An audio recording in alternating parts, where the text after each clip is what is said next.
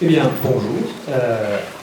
À quoi sert la physique, donc déjà, c'est une question qu'on pourrait trouver un peu étrange en ce lieu et en ce moment, puisque nous sommes dans une université de sciences, en plein milieu de la fête de la science.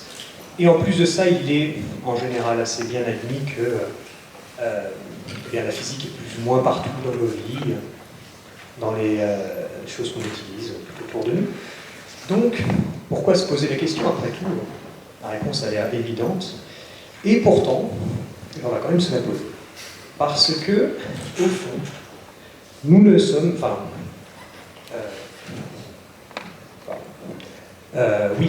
parce que la science, de manière générale, a ses détracteurs. Des gens peuvent se poser la question, est-ce que véritablement la science nous a apporté plus de bien que de mal dans ce qu'elle nous a apporté, dans le progrès en général?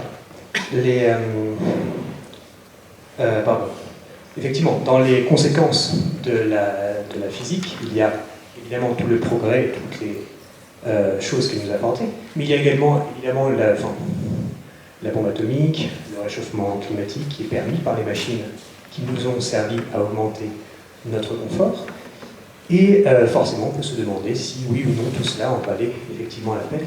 Est-ce que les services que nous rendons la physique sont bel et bien suffisants pour contrebalancer ce qu'elle nous, disons, nous apporte de négatif?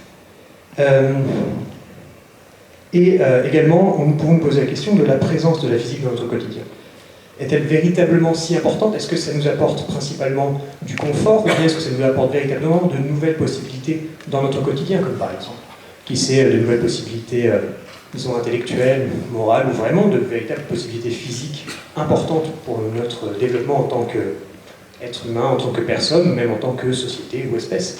La question se pose. Donc, il faut effectivement se la poser, si ce n'est que du confort, ou bien est-ce que ça apporte bien autre chose? Également, on peut se demander à quoi sert la physique pour le grand public.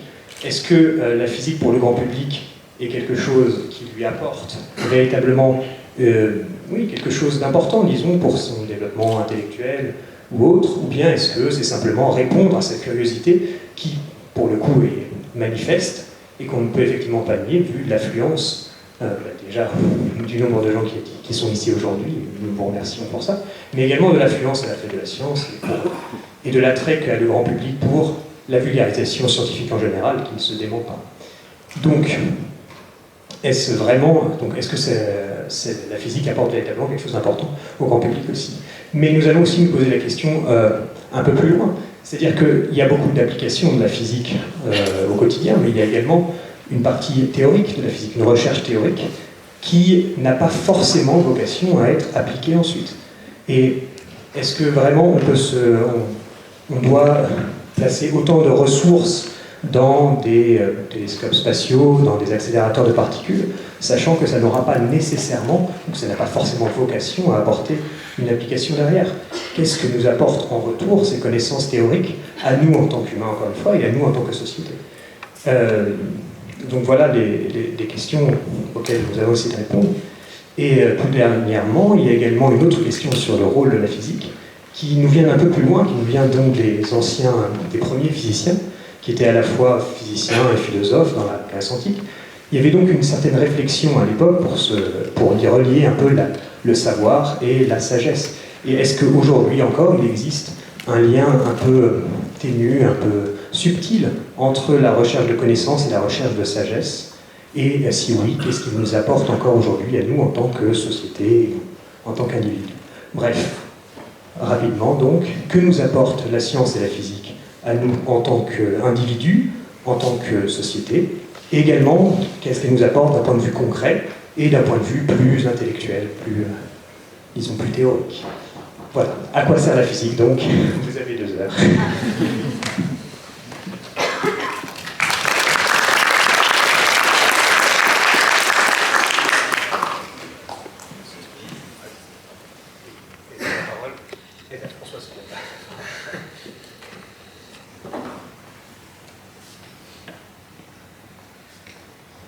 Bonjour à tous. Alors, j'ai choisi de vous montrer quelques images dans quelques minutes. Et ce que je vais vous dire surtout va être en effet assez théorique. Donc je vais partir du fait que en fait, nous répondons en astrophysique, donc dans la physique, aux questions que l'on se pose, d'où on vient, où on va. C'est une question que tout le monde se pose.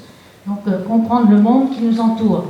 Alors des exemples, jusqu'en 1500, on ne savait pas que nous n'étions pas au centre de l'univers. Donc nous avons un certain Copernic qui, dans les années 1500, nous a montré que la Terre n'était pas du tout au centre. Et depuis, on a un principe copernicien qui nous dit qu'en effet, nous ne sommes pas du tout dans le centre de l'univers. Et puis, la force qui domine dans l'univers, c'est la gravité. Donc la gravité, comme vous voyez, la Newton, selon la légende, il était sous son pommier, il reçoit une pomme. Et surtout, il fait le lien entre la pomme qui tombe sur la Terre, donc la gravité qui attire la pomme, et puis la gravité qui fait tourner la Lune autour de la Terre. Donc il fait le lien, ce qui n'était pas fait à l'époque. Donc d'ailleurs, on comprend quelque chose. En fait, pour moi, la science a pour utilité de briser l'ignorance et de ne pas avoir des comportements qui ne sont pas du tout pertinents parce qu'on n'a rien compris à ce qui nous entoure. Donc finalement, la science, à quoi ça sert? C'est surtout à comprendre le monde et à faire avoir des comportements tout à fait raisonnables. Alors la gravité de Newton, donc c'était une force, un petit peu comme la force électromagnétique, jusqu'à un certain temps, jusqu'à la relativité générale d'Einstein, comme vous le savez en 1915, où il montre que la gravité n'est pas une force comme les autres, mais une déformation de l'espace, que vous voyez ici. Donc l'espace, on va le symboliser à 2 dimensions, et tous les corps, comme par exemple le Soleil, déforment l'espace.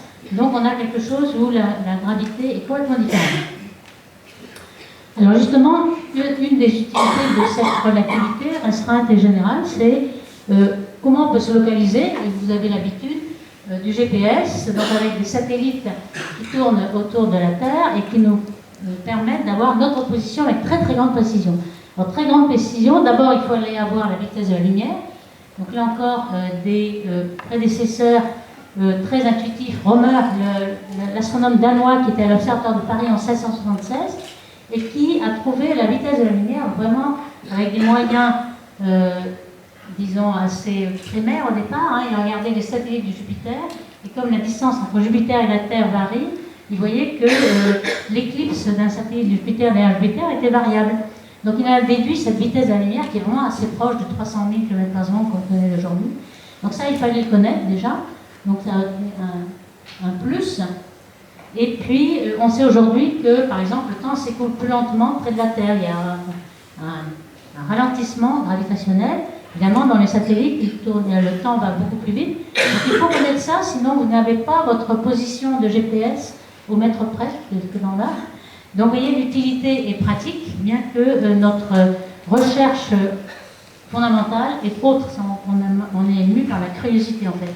Mais quand même, je signalerai pour l'utilité, c'est qu'on a maintenant, à l'Observatoire de Paris, il y a le CIRC qui a fait des gravimètres qui peuvent être portables et qu'on peut mesurer la gravité, les défauts de la gravité de la Terre, et notamment cette gravimétrie, à la fois par local et puis par satellite, permet de prédire dans le futur les tremblements de terre. Donc il y a une grande utilité de tout ce qu'on a appris, gravité, la vitesse de la lumière, la relativité. Alors comprendre le monde qui nous entoure, moi je regarderai un petit peu l'énorme progrès que nous avons fait depuis moins d'un siècle. On ne savait pas au début du XXe siècle que les galaxies existaient, on pensait que tout le monde qu'on voyait était dans la bande blanche qu'on a dans le ciel, qui s'appelle la Voie lactée, et on pensait que toutes les nébuleuses étaient dedans. On a compris que les galaxies existaient en dehors. On sait aujourd'hui qu'il y a 2000 milliards de galaxies dans notre horizon observable, donc ça fait un énorme progrès. Donc c'est déjà une satisfaction de savoir notre position dans l'univers. Il y a moins d'une vingtaine d'années, on a compris que d'abord il y a une expansion de l'univers, mais aussi que l'expansion est accélérée.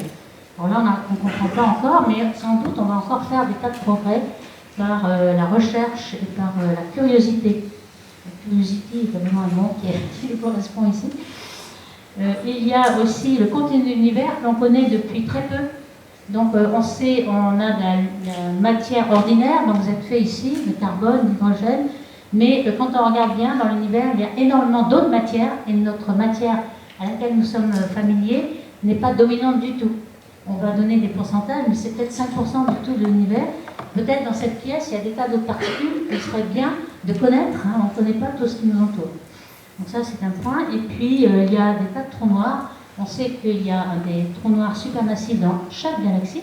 Et puis, dans notre galaxie, il y a des milliards de petits trous noirs qui sont dus à... lorsque une étoile en fin de vie meurt, elle peut devenir un trou noir. Il y en a 300 milliards dans la Voie lactée. Donc, quand on regarde bien, il y a aussi un certain aller-retour entre la technique et tout ce qui nous est utile. Par exemple, ici, vous avez Arnaud Panzias et Robert Wilson, qui étaient des ingénieurs à Bell Laboratories et qui faisaient une recherche pour améliorer les télécommunications. Télécommunications avec des satellites.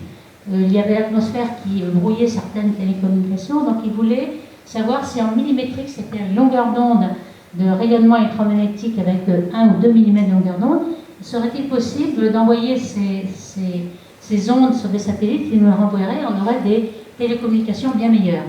Et bien c'est avec cela qu'ils ont découvert que finalement, à ces longueurs d'onde-là, l'univers était complètement dans le brouillard, on était dominé par un fond, et ce fond étant le fond cosmologique qui nous vient du Big Bang.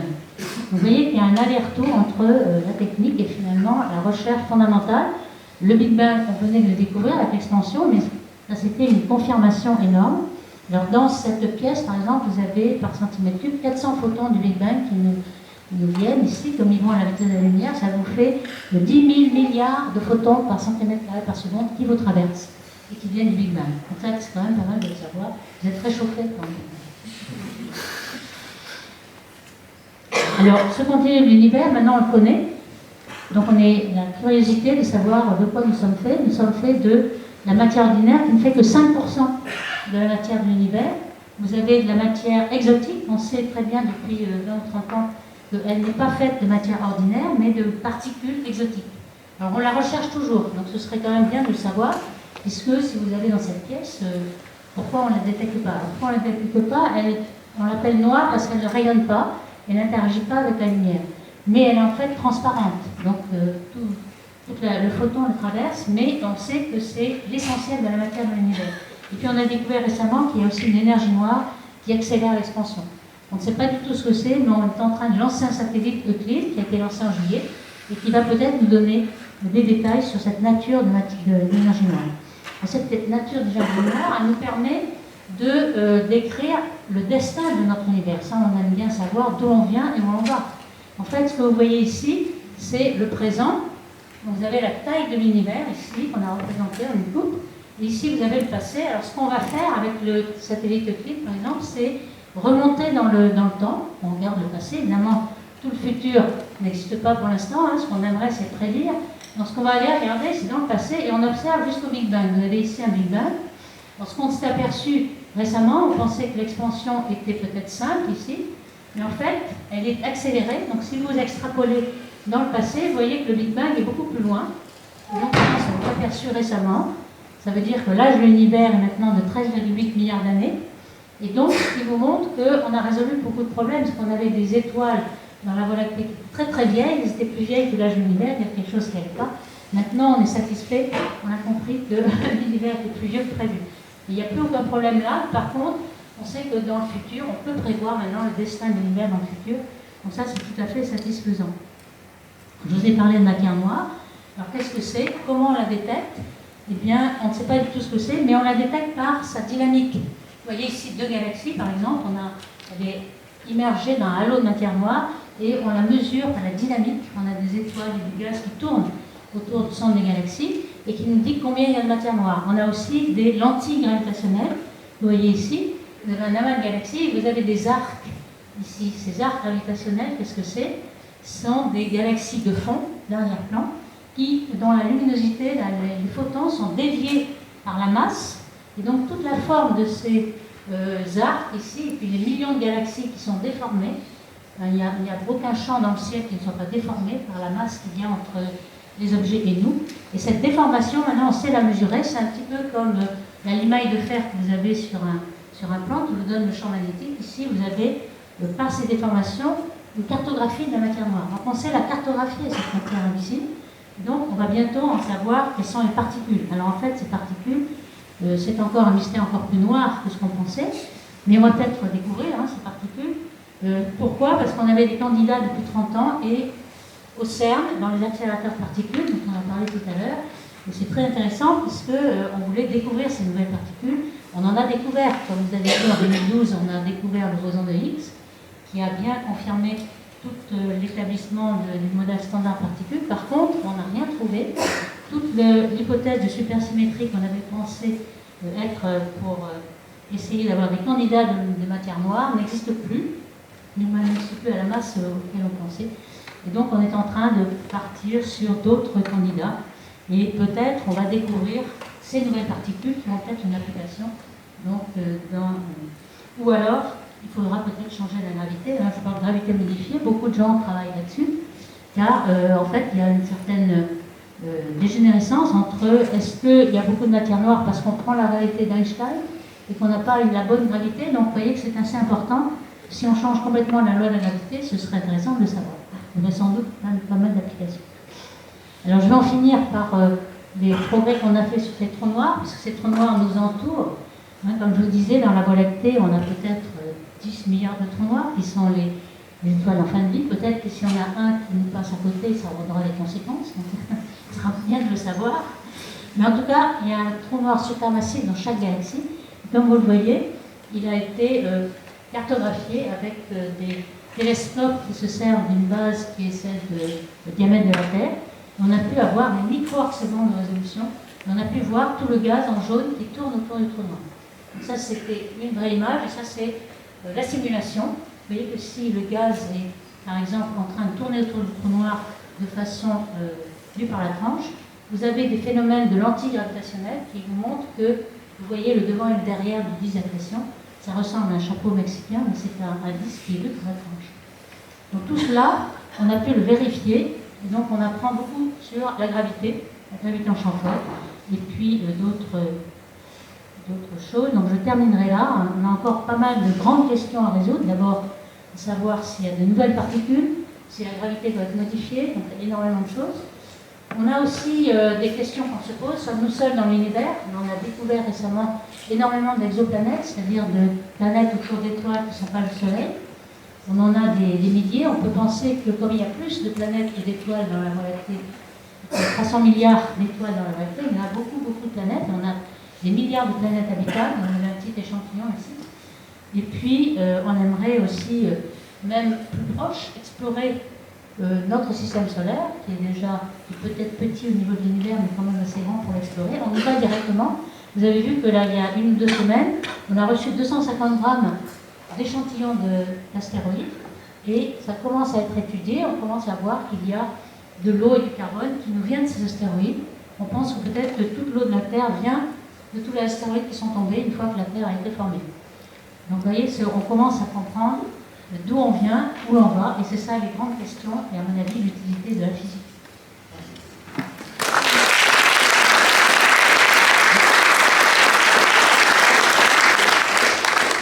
Merci beaucoup Françoise pour ces belles idées, ces belles images astronomiques. Si vous avez des questions, gardez-les pour le moment. Tous les intervenants vont parler l'un après l'autre. On aura une partie de débat et d'interaction avec vous dans un deuxième temps. Bonjour, donc merci beaucoup pour cette invitation. Et puis ça fait super plaisir d'avoir des étudiants de physique aussi actifs avec Curiosity, plein d'initiatives. Donc merci encore. Alors je voudrais commencer avec en fait une petite anecdote qui résonne avec l'actualité. En fait, c'est quelque chose qui s'est passé le 18 novembre 2018. 42 diplomates étaient réunis, dont assis côte à côte le représentant de l'État d'Israël et le représentant de l'État d'Iran. Le président fait une proposition, ces 2 représentants se lèvent et chacun dit oui dans sa langue.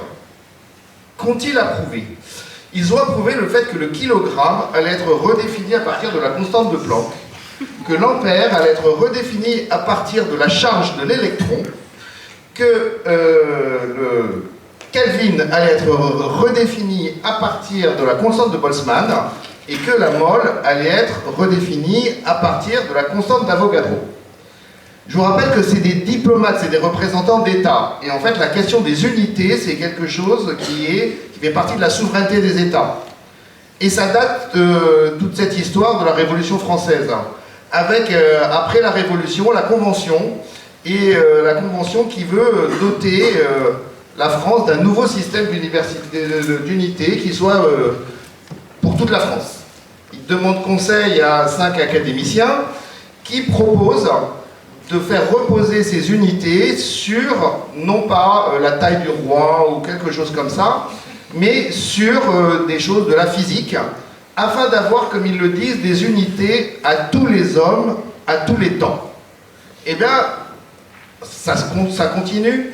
En 1875, 17 États signent ce qu'on appelle la Convention du Maître, et en fait, cette convention, qui est une convention entre États, met les choses en place pour avoir un nouveau système d'unité et met en place aussi les conditions de l'évolution de ce système qui fait que 150 ans plus tard, cette chose mise en place en 1875 fait reposer tout le système d'unité sur la physique quantique. Alors pourquoi c'est important? Parce qu'en fait, l'un des ciments de nos sociétés, c'est la confiance. Et ce qui fait le socle de cette confiance, l'une des choses qui fait le socle de cette confiance, c'est le système international d'unité. C'est ça qui donne la confiance dans toutes les transactions économiques, entre États, entre entreprises, tous les échanges aussi entre les particuliers, les entreprises, etc. Quand on va chez le boucher, on ne se pose pas de questions sur le fait que quand on achète 1 kilo de viande, ben alors non, il ne faut plus acheter de viande. Je dis bêtise, j'allais dire quand on va pour un service, on prend un litre d'essence. Donc c'est pas non plus ça. Donc on va chercher un litre de laitue, donc 1 kilo de laitue, etc. On sait que c'est bien un kilogramme. Mais c'est aussi ça qui donne la confiance dans toutes les mesures qui nous permettent de comprendre et de mesurer le changement climatique.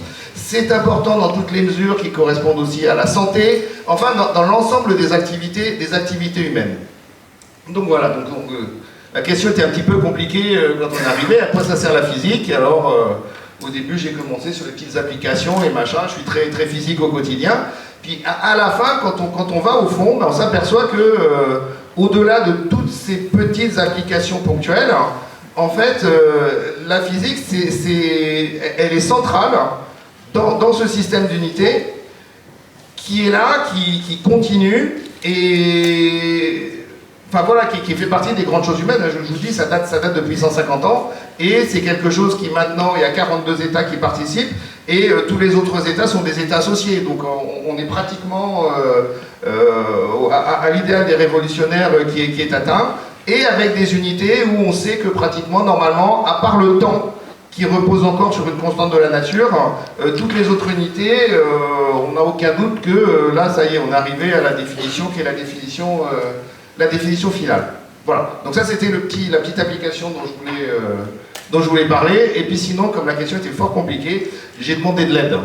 Donc pour ceux qui me suivent sur les réseaux sociaux, donc je suis sur Twitter, Mastodon, Blue Sky, LinkedIn et Facebook. J'ai demandé, j'ai dit à l'aide, je dois participer à une table ronde sur à quoi sert la physique, aidez-moi, à quoi sert la physique. Bien, alors je vous donne quelques-unes des réponses qui permettront d'agrémenter le débat. Ça sert à savoir comment mettre une échelle contre un mur pour pas se casser la gueule et pas qu'elle glisse. Ça sert à prendre conscience de l'insignifiance de l'homme dans l'univers. Voilà, ça c'était une autre réponse. Ça sert à trier les élèves en terminale. Voilà, c'est aussi une autre réponse. Et puis après, on a ce que je veux dire, les choses qu'on a pu évoquer, comprendre l'univers, connaître l'univers, faire des lois. Mais voilà, je voulais évoquer ces petites questions. Voilà, merci.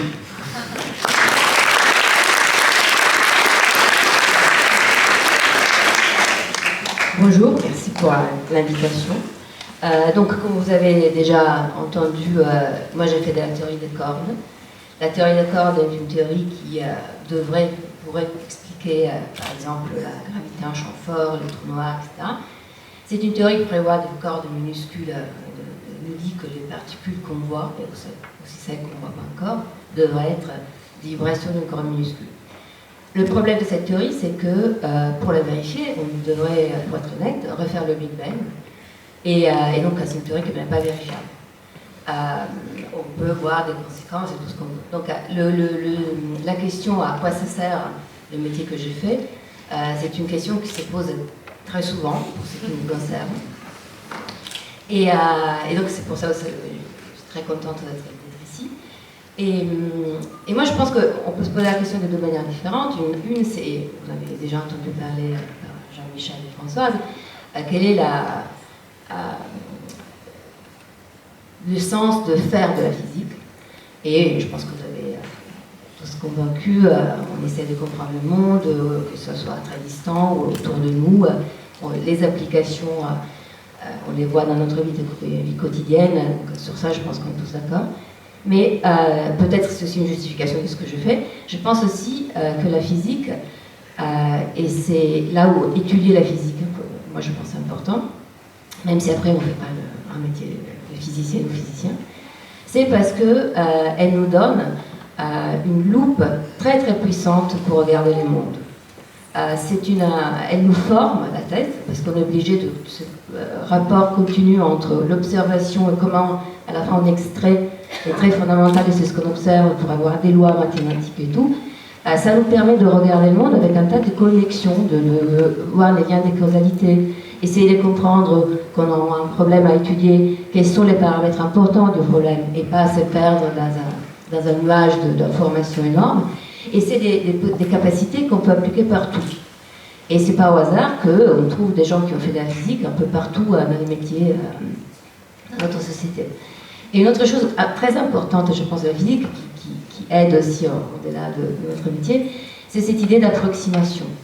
C'est-à-dire que nous, chaque fois qu'on a un problème, on n'a pas besoin de reconstruire tout le monde, il suffit de comprendre quelles sont, encore une fois, les caractéristiques fondamentales de ces problèmes. Par exemple, si on veut faire partir le chat, on n'a pas besoin de l'arrêter de Einstein. Mais si je veux touiller moi le trou noir, j'en ai besoin. Donc à choisir toujours quelles sont les informations relevantes pour étudier un problème. Et ça, bon, je cite des exemples de physiciens qui ne sont pas des physiciens lambda, mais ça c'est exactement par exemple l'attitude des gens comme Enrico Fermi, comme Richard Feynman, Pierre-Gilles Degennes. Richard Feynman a eu le prix Nobel pour une théorie très formelle, qui est la théorie de l'électronique quantique. Mais c'est lui qui a expliqué à la commission Rogers pourquoi le chat avait explosé. Et c'était juste des joints, un gomme qui ne résistait pas au refroidissement. Fermi s'est amusé à demander à ses collègues dites-moi combien de pianos il y a dans la ville de Chicago, tout simplement en considérant la population, etc., etc. Donc mon message c'est ça, la physique forme la tête et c'est une formation très puissante.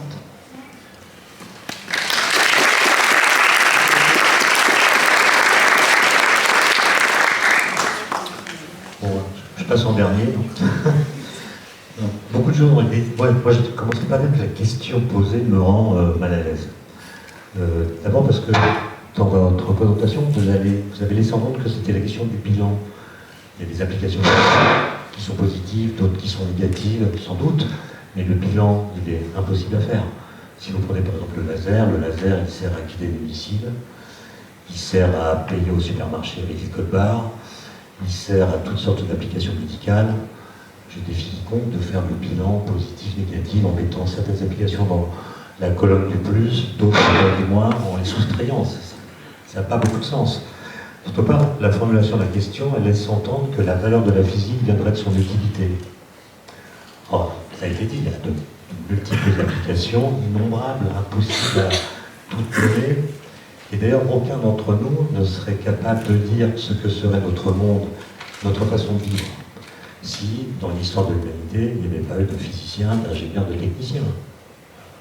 Il suffit de poser la question, qu'est-ce qui se serait passé si il n'y avait pas eu de techniciens, d'ingénieurs et de physiciens, pour comprendre qu'on serait dans un état quasiment impossible à décrire.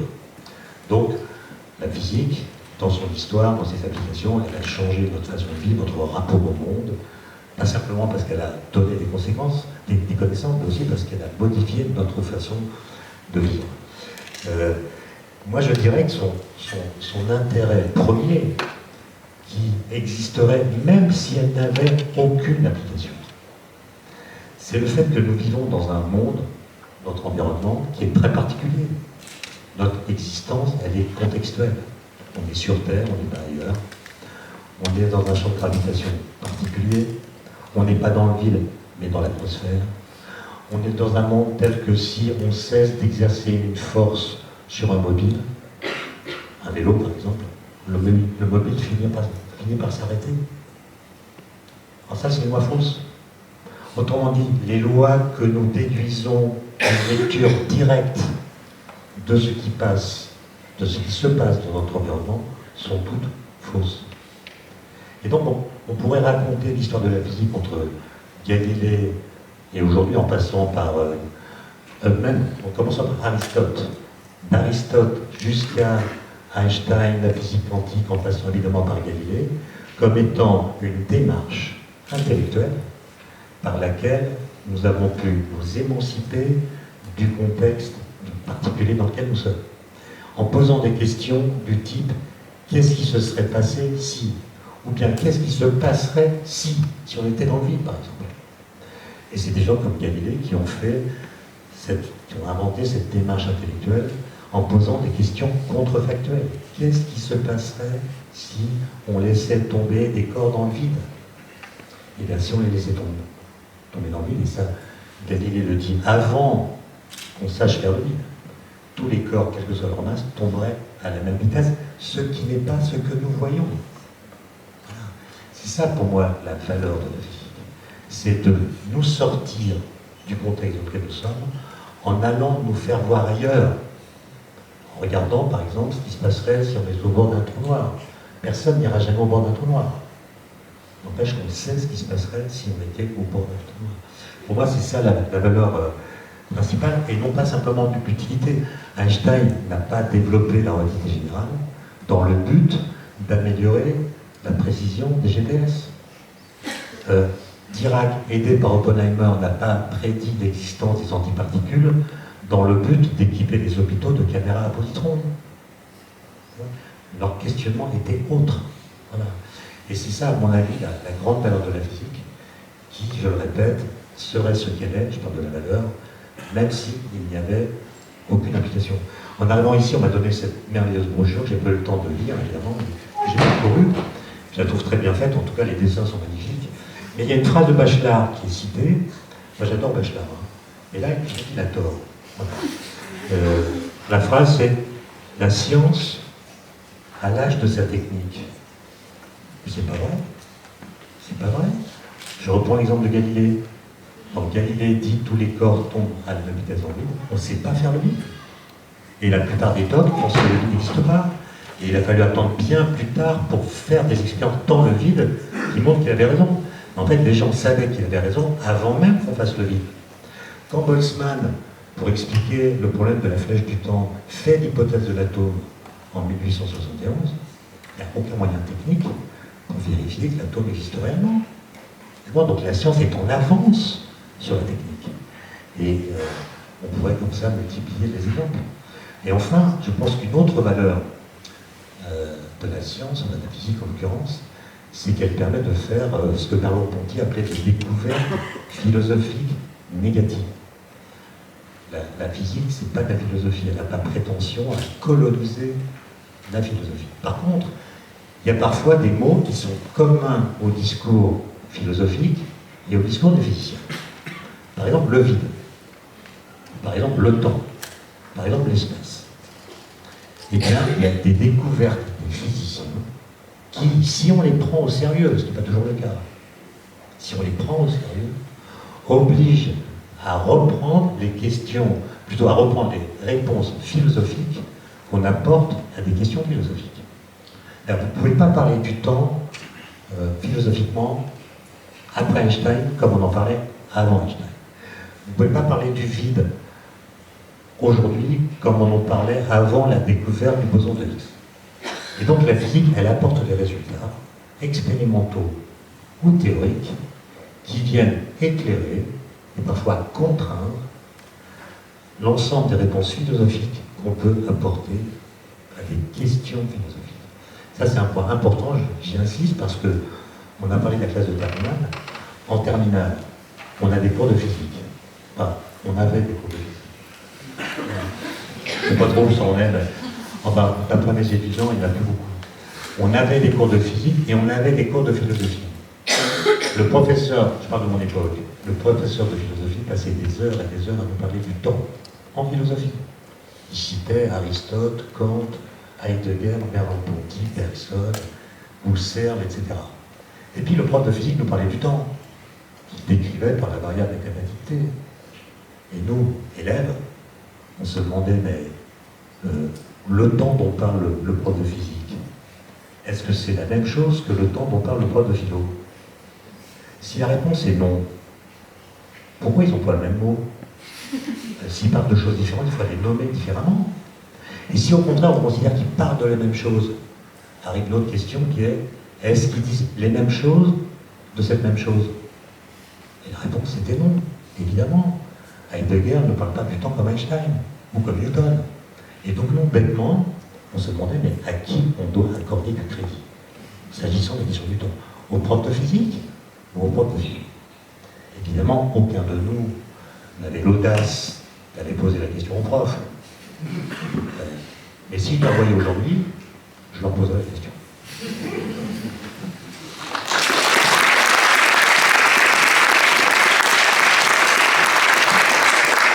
Alors, merci à tous les intervenants. Donc, encore une fois, merci Françoise Combe, Jean-Michel Thierry, Nicolas Petrini, Étienne Klein d'être venus aujourd'hui pour vous parler.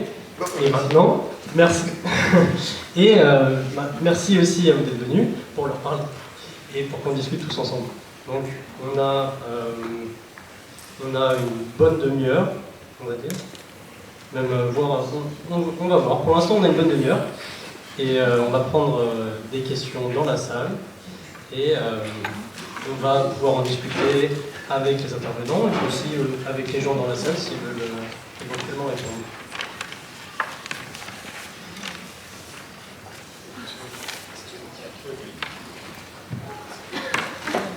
Voilà, donc n'hésitez pas à poser des questions si vous voulez. Les intervenants y répondent. Pas. Bien sûr. Vous êtes libre de répondre à la question. Bonjour à tous. Comme la première question est toujours un peu difficile, je m'empresse de la poser. Et ça concerne, je crois, monsieur Jean-Michel. Oui. C'est une réflexion qui m'est venue après votre exposé sur le système d'unité internationale qui s'est pour moi énormément complexifié en s'appuyant maintenant sur des constantes de physique et en s'appuyant plutôt sur la mécanique quantique. Alors que moi, quand j'ai appris ça, quand j'étais ça plus jeune, un mètre, on voyait bien ce que c'était, une seconde, on voyait bien que c'était un balancier. Bref, des choses qui étaient abordables à la personne. Aujourd'hui, l'impression que j'ai, c'est que le système d'unité internationale est devenu un truc tellement complexe que nos plus jeunes ne vont pas comprendre. Donc ma question, c'est comment j'explique ça maintenant à mes petits-enfants?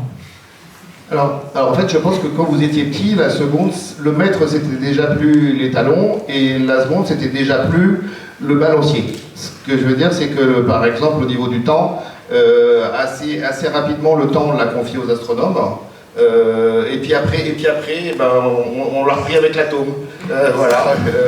Mais ça dans les années 60. Ensuite, si on prend l'exemple du kilogramme, effectivement, jusqu'à 2018, c'était particulièrement simple. Le kilogramme, c'était le kilogramme étalon qu'au pavillon de Breteuil. 1 kilo, c'est 1 kilo. Enfin, 1 kilo, c'est 1 kilo. Ça veut dire que s'il arrivait un accident au kilogramme du pavillon de Breteuil, par exemple, quand on fait la comparaison, on le fait tomber. D'accord? Et il y a un petit morceau qui s'en va. Ah, mais comme c'est toujours le kilo, ça veut dire que instantanément, dans l'ensemble du monde, tous les trucs qui pesaient 1 kilo, ça pèse plus d'1 kilo. C'est ça la conséquence, d'accord? Donc ce fait de devoir reposer sur un artefact, ça veut dire que si cet artefact évolue, la référence va changer. Or, ce que montraient les comparaisons de ce kilogramme avec les petits frères qui avaient été fondus en même temps que lui, c'est qu'effectivement, il bougeait. Voilà. Ensuite, toujours par rapport au kilogramme, le fait, c'est que les mesures qu'on était capable de faire avec ce kilogramme, elles étaient limitées en précision. Et la précision des balances qu'on est capable de faire aujourd'hui est bien plus grande que l'incertitude dans la définition. Donc ça veut dire qu'on avait une limitation. Les fabricants de balances, en fait, ils n'étaient pas incités à fabriquer des meilleures balances parce que de toute façon, la capacité de leur balance était limitée par la définition du kilogramme. Donc, Alors on a pris du temps, hein, le kilogramme on savait qu'il allait changer, il a fallu énormément de temps pour que ça change, mais qu'est-ce qu'on gagne en mettant le kilogramme sur la constante de Planck?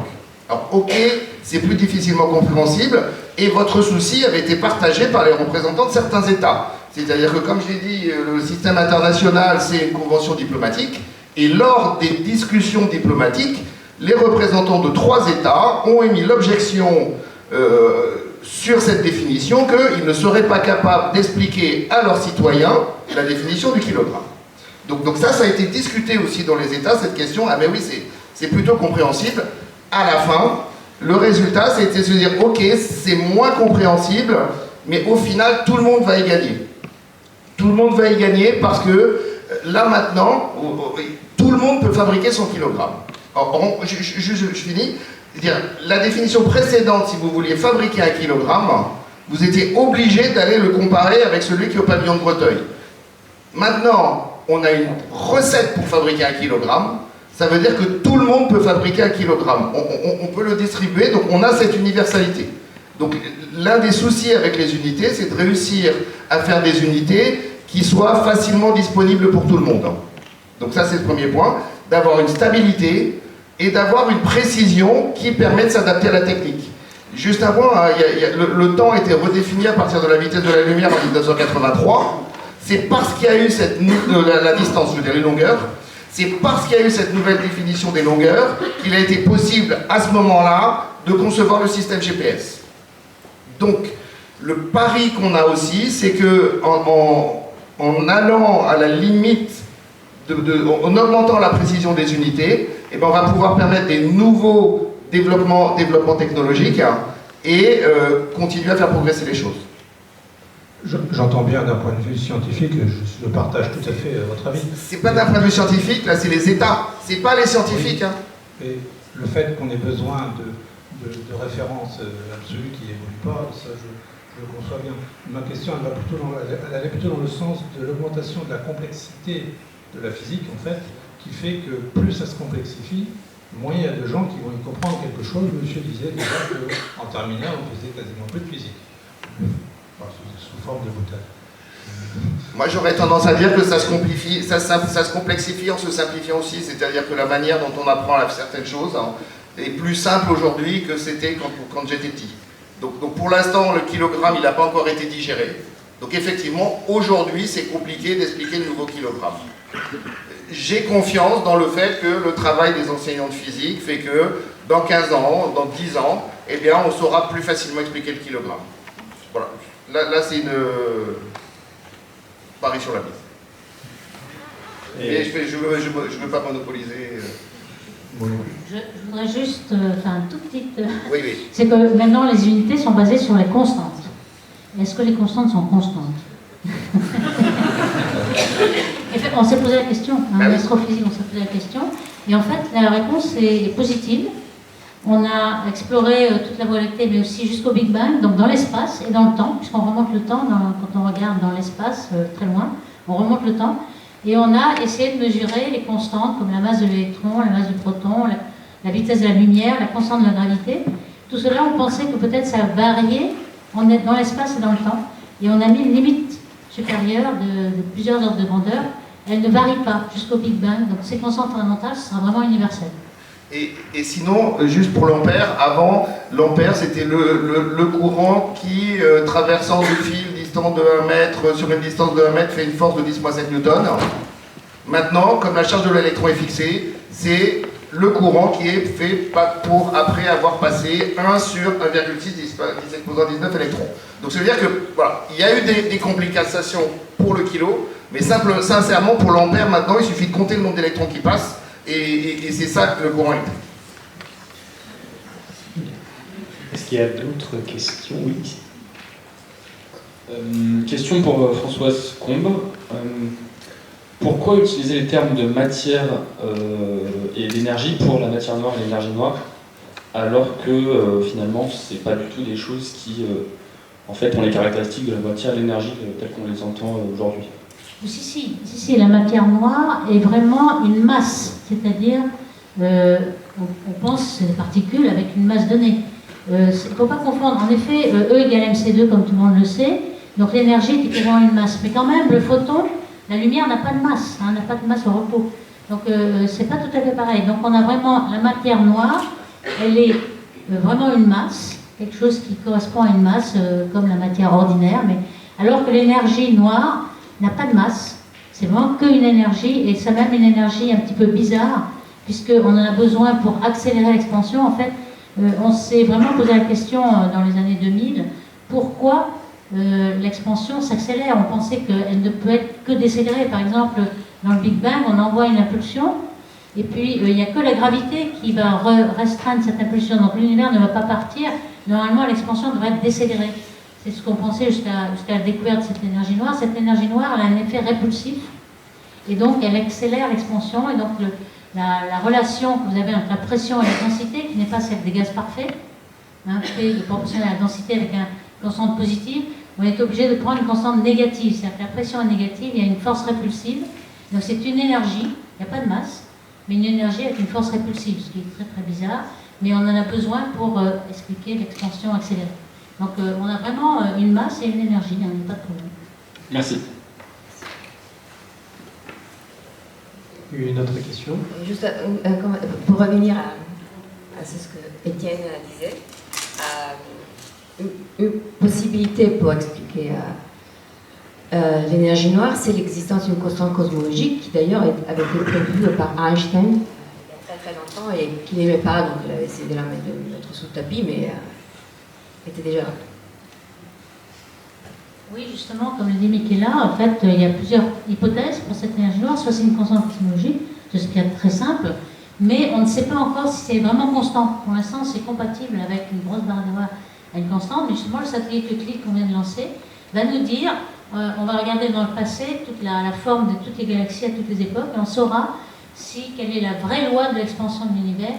Donc si l'énergie noire a varié dans le temps, c'est pas une constante, et si c'est une dynamique, donc là, un cinquième élément, une quintessence. Donc ça, ce sera intéressant, c'est la nouvelle physique.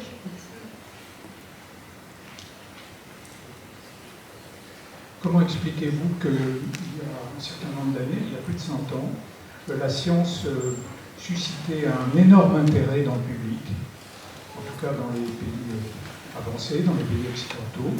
On parlait de la fée électricité. Un peu plus tard, on a parlé, on faisait même de la publicité pour la radioactivité. Et maintenant, il y a une espèce de mouvement inverse qui fait que la science est parfois même réfutée par certains, ignorée. On peut aussi parler de la même chose pour la technique. Avant, on parlait beaucoup du mot technique. On associe souvent science et technique. Maintenant, le mot technique a disparu du vocabulaire actuel. On l'a remplacé par le mot technologie, la technologie, tout ça c'est un peu flou. Et il y a cette espèce d'évolution négative qui, alors même que la science et les techniques apportent, je dirais, du confort, du luxe, de la commodité dans le monde qui nous entoure, et en même temps décriée.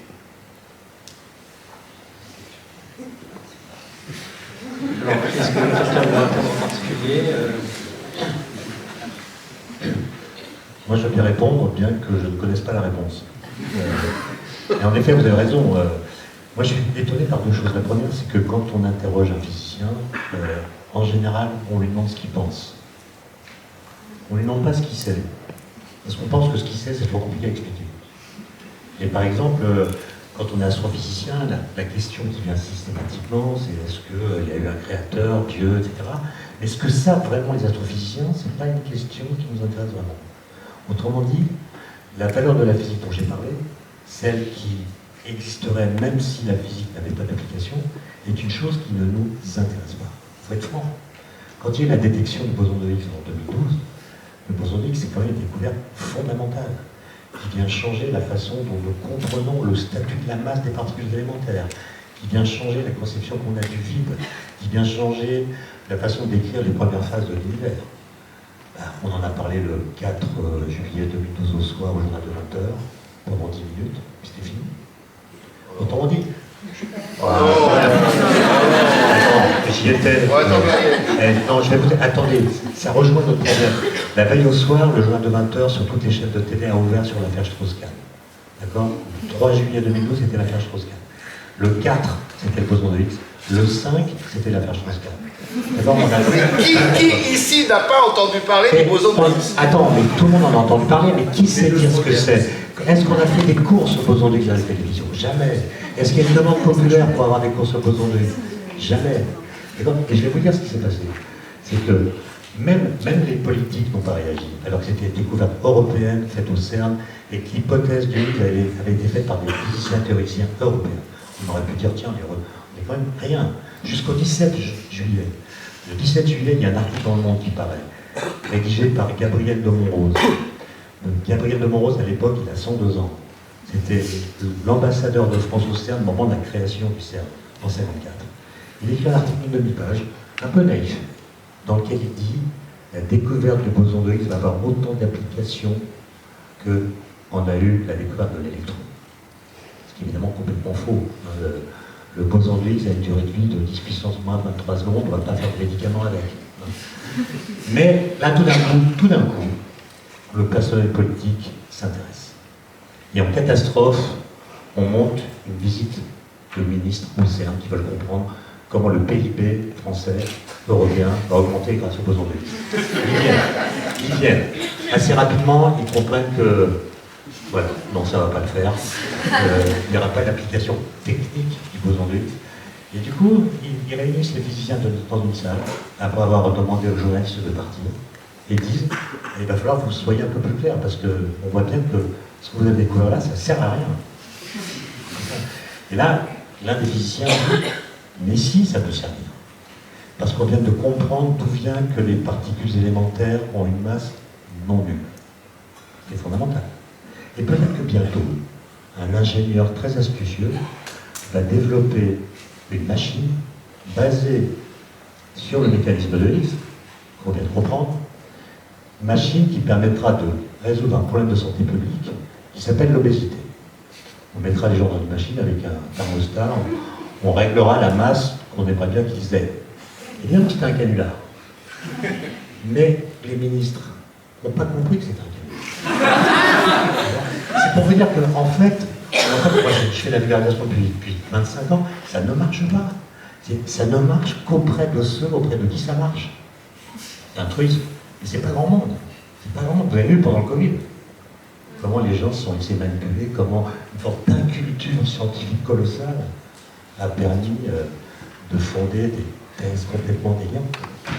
Donc moi je pense qu'il faut être honnête et considérer que la physique n'intéresse pas grand nombre. Sinon, les amphis seraient pleins, on en parlerait tous les jours. Et juste pour finir, la technique est un résultat de la science, la physique pour l'essentiel, la technique n'est pas comment dire, elle est ingrate. Je veux dire par là que, si vous regardez les textes des philosophes des Lumières, D'Alembert, Diderot, qui rédigent l'encyclopédie, ils disent, plus les objets techniques seront présents dans la vie du peuple, plus les principes scientifiques qui rendent ces objets possibles seront connus du peuple. Autrement dit, leur pari, c'est que la technologie est vectrice de pédagogie scientifique. Mais c'est faux. C'est complètement faux. Aujourd'hui, c'est l'inverse. Plus un objet est complexe techniquement, moins il y a besoin de comprendre la physique qui le rend possible pour le faire marcher. Personne ne sait comment marche un iPhone. Et donc, la connaissance physique, elle est inutile en pratique. Donc, pratiquement inutile. Et donc, on est piégé. Alors, moi, je ne suis pas d'accord. C'est rien pour être clair. Voilà. Je ne suis pas d'accord parce que je pense qu'en vrai, peut-être il y a un manque de culture scientifique, peut-être il n'y a pas assez de... Enfin, je vois comment tu dis, mais ma fille au lycée, ça fait peur, mais donc, peut-être il faut réfléchir aussi à comment on enseigne les sciences. Mais je pense que globalement, il y a un grand intérêt pour les sciences dans la société. On le voit au cinéma, on le voit au théâtre, on le voit dans les discussions qu'on a. La science est vraiment entrée dans notre vie et dans notre culture. Donc moi, je ne suis pas d'accord avec ça. Après, il y a aussi beaucoup de problèmes qui sont sociologiques ou psychologiques et qui rentrent en jeu quand on refuse certaines choses scientifiques. Et je pense que le Covid a été l'exemple typique. Ce n'est pas la connaissance ou la non-connaissance des vaccins, c'est un refus pour un certain statut, à mon avis, une société de laquelle on se sent marginé. Non, moi je pense que la science est bien présente et de plus en plus importante. Donc c'était pour aller dans le même sens, sur le fait que je pense que quand on regarde sur la population, alors bien sûr on n'est pas forcément tous intéressés partout, mais que quand on fait de la science, les gens viennent, s'intéressent. Alors il y a effectivement peut-être un désintérêt chez les politiques et les décideurs. Ouais, juste un point, sur la question du Covid, je veux dire, tu fais des conférences, des gens viennent, tu écris des bouquins, des gens les lisent, mais regarde la proportion de gens qui viennent par rapport à la population. Il y a des tas de gens qui considèrent qu'ils n'ont pas le droit de venir. Mais ça on est d'accord. Le problème, mais la question des gens, c'est qu'ils suivent aussi ce que disent les personnes d'autorité. Or, le souci qu'on a eu dans le Covid, c'est qu'on a eu des responsables politiques qui ont mis en avant des ozos. Et des chaînes qui ont mis en avant des ozos. Donc après, les gens suivent les ozos, bien sûr. Quand vous avez des responsables qui disent c'est eux les modèles, qui vont, quand vous avez un président de la République qui va visiter le professeur Raoult, ça lui donne une légitimité qui fait que les gens ils ont envie de le suivre. Donc de ce côté-là, regardons ce qui se passe pour la 69 en ce moment. Je veux dire, des scientifiques disent des choses et les politiques décident de prendre des décisions indépendamment des travaux scientifiques qui ont eu lieu. Donc il y a effectivement actuellement, et je pense, un vrai problème démocratique sur le fait que sur un certain nombre de décisions, c'est pas aux scientifiques de dire ce qu'il faut faire, c'est aux politiques.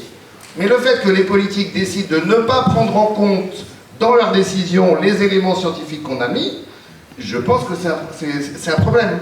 Quant à la question du pessimisme, il fait 15, c'est seulement aujourd'hui qu'il fait 15, on est à mi-octobre. Moi, depuis 2 mois, je flippe. Voilà. Parce que avant les températures qu'on a, on a presque l'impression que le climat, on n'est plus dans le réchauffement, qu'on est passé dans un autre régime, qui n'était même pas prévu par les théoriciens du climat. Dans cette ambiance, c'est compliqué de rester optimiste. Excusez-moi de couper la voix. Alors, il y a une intervention de... Je ne suis pas tout à fait d'accord que les gens ne s'intéressent pas à la science.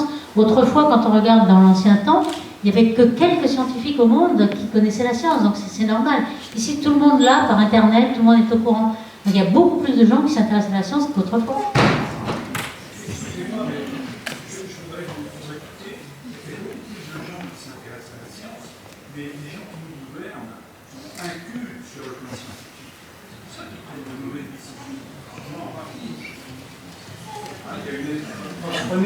Prenez les ministres, prenez les présidents de la République, ils sortent d'une école qui s'appelle l'école d'administration, ils n'ont pas de culture scientifique.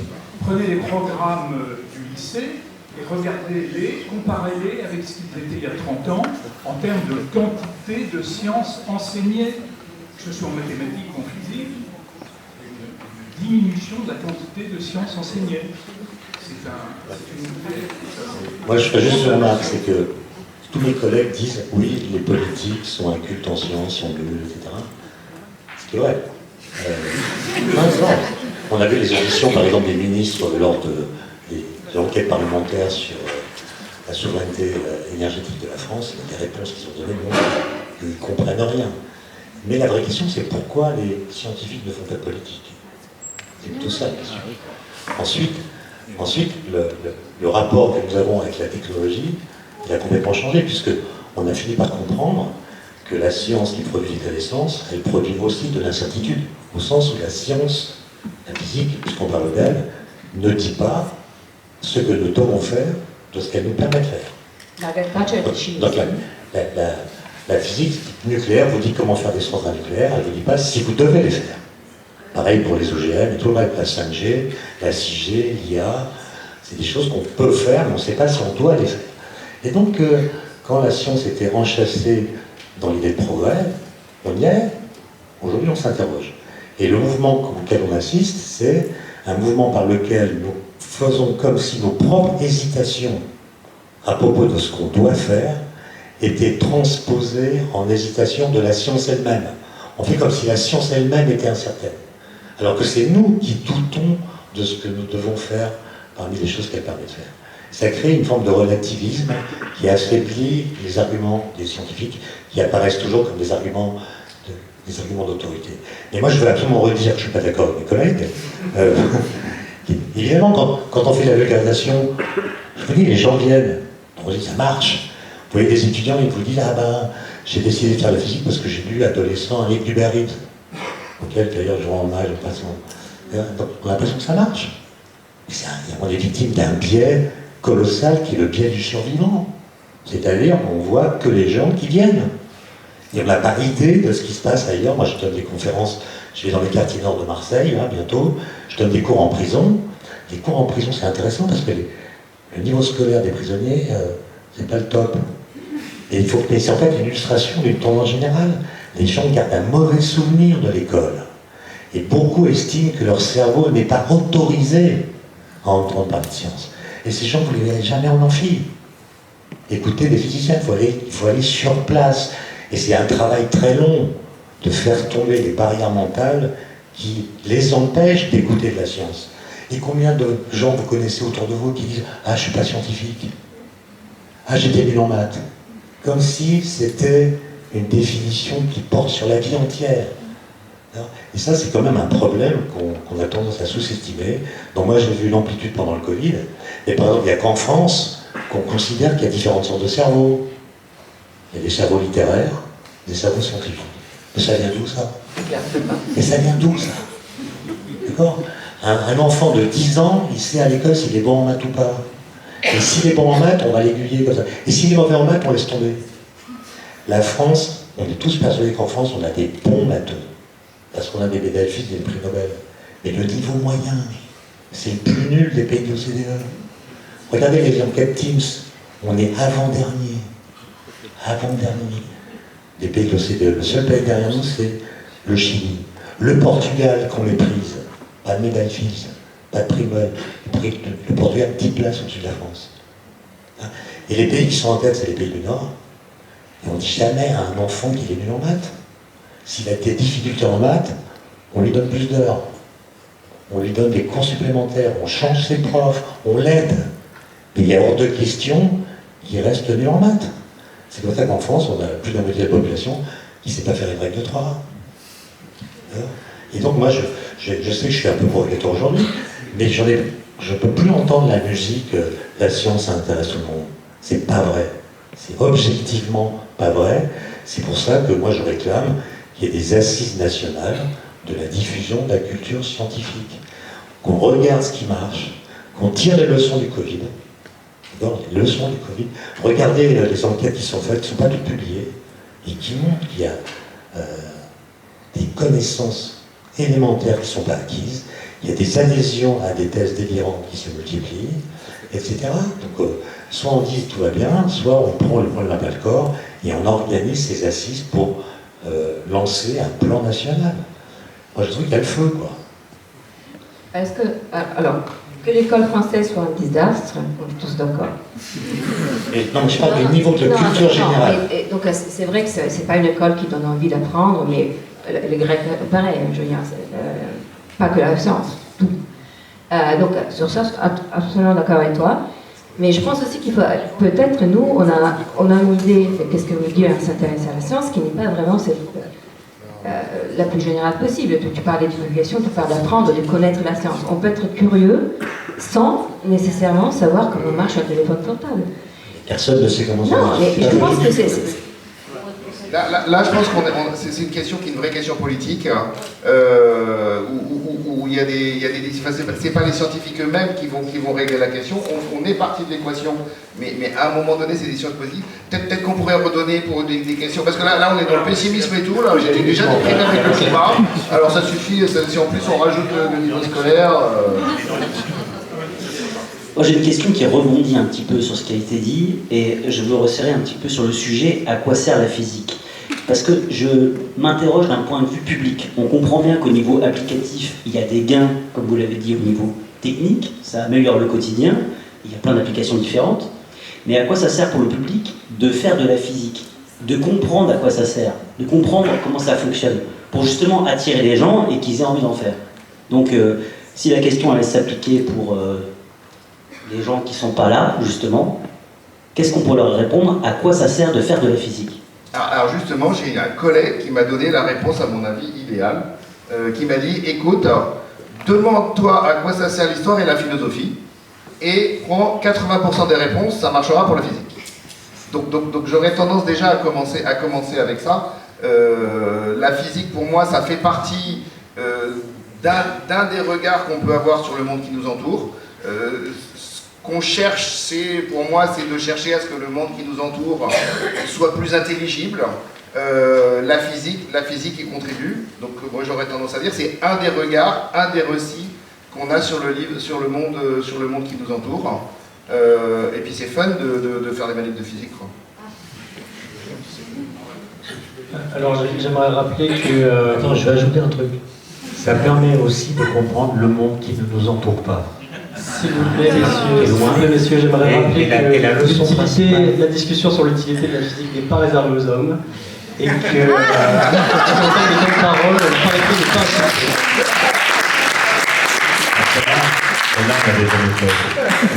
Et ben, c'est la première fois, ça arrive pour tout le monde. Et d'ailleurs, c'est pareil dans la salle. Ah bah du coup, voilà.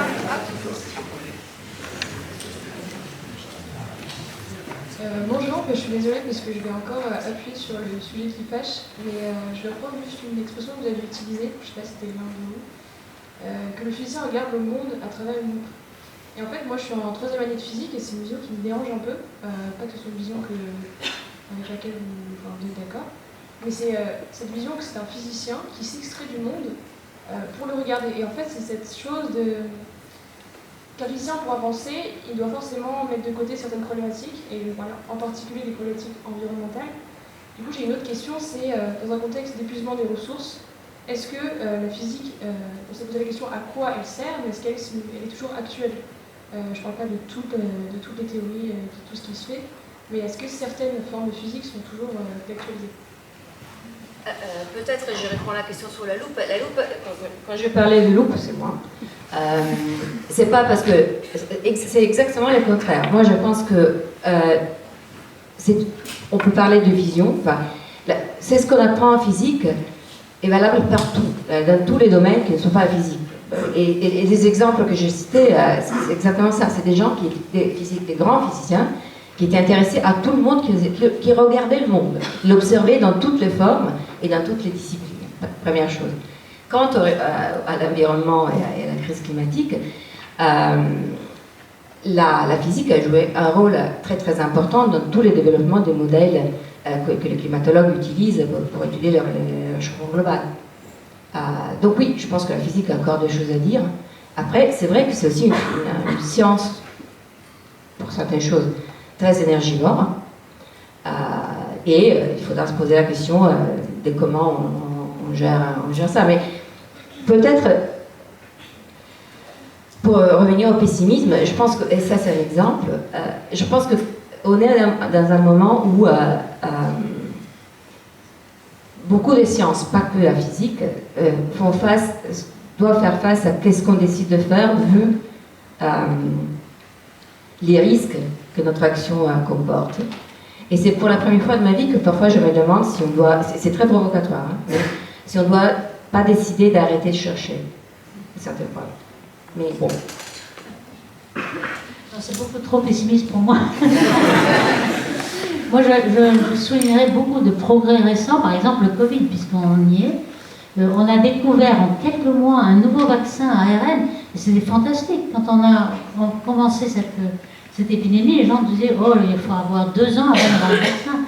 Tout d'un coup, un miracle est arrivé, et c'est vraiment grâce à la recherche qui a permis d'avoir ces ARN. Maintenant, ces ARN, on a vu que le prix Nobel de Katalin Karikó avait vraiment... elle a fait un effort énorme pour avoir ces ARN. Je pense que c'est miraculeux. Donc on voit qu'on n'est pas au bout de toutes les découvertes qu'on peut faire en physique et qui vont nous aider à surmonter les problèmes. Par exemple, justement, de le réchauffement climatique. La physique l'a mis en évidence. On a fait des carottages dans les Antarctiques, etc. Donc ce sont les géophysiciens qui ont mis en évidence, qui l'ont bien quantifié. On a fait des simulations et on peut prédire l'avenir. Et c'est justement avec la science et la technique qu'on va arriver à trouver des nouvelles énergies renouvelables, etc. Et s'il n'y avait pas cette science, on n'y arriverait peut-être pas. on sera encore dans les énergies fossiles. Donc finalement, je pense qu'il faut être optimiste et je pense que c'est avec la science qu'on va pouvoir trouver la solution. Moi, je pense que c'est la physique qui nous permet de comprendre qu'il y a un mur et qu'on est en train de rentrer dedans. Nous vivons dans un monde fini et les exponentielles, à un moment donné, ça explose. Donc effectivement, en tout cas moi en tant que physicien, c'est ma position de physicien qui me fait dire attention, sur l'ensemble des ressources, il y a une exponentielle, et qu'une exponentielle, si on continue les exponentielles, même si on change un petit peu la pente, de toute façon on ne fait que reculer le mur un tout petit peu. Et qu'à un moment donné, il y a des choses fondamentales à changer. Ensuite, par rapport au climat, le prix Nobel il y a 2 ans ou 3 ans, c'était le prix Nobel de physique. C'est le modèle de Manabe qui nous permet de comprendre les strates, c'est comprendre l'interaction entre la météo et le climat, et juste l'interaction entre la météo et le climat, c'est comment des petites fluctuations vont interagir avec des variations longues. Ces fluctuations de dissipation, Einstein 1905. Ce que je veux dire, c'est que les éléments qui nous permettent de comprendre ce qui se passe, c'est des outils conceptuels qui ont été développés par les physiciens, plus le fingerprinting, etc. Donc pour moi, la physique, c'est un allié indispensable des sciences du climat pour comprendre ce qui se passe. Alors, il y a une intervention ici. J'avais une remarque en fait sur ce qui a été dit, et puis la remarque de Michaela juste là, justement, et sur ces enjeux environnementaux globalement, le fait que finalement dans l'enseignement de la physique, jusqu'aujourd'hui, en fait, la nature et finalement, la nature en général, le système Terre finalement est cette vision-là qu'on a aujourd'hui, qui a émergé avec ce qu'on appelle l'anthropocène finalement, et on peut dire complètement absente.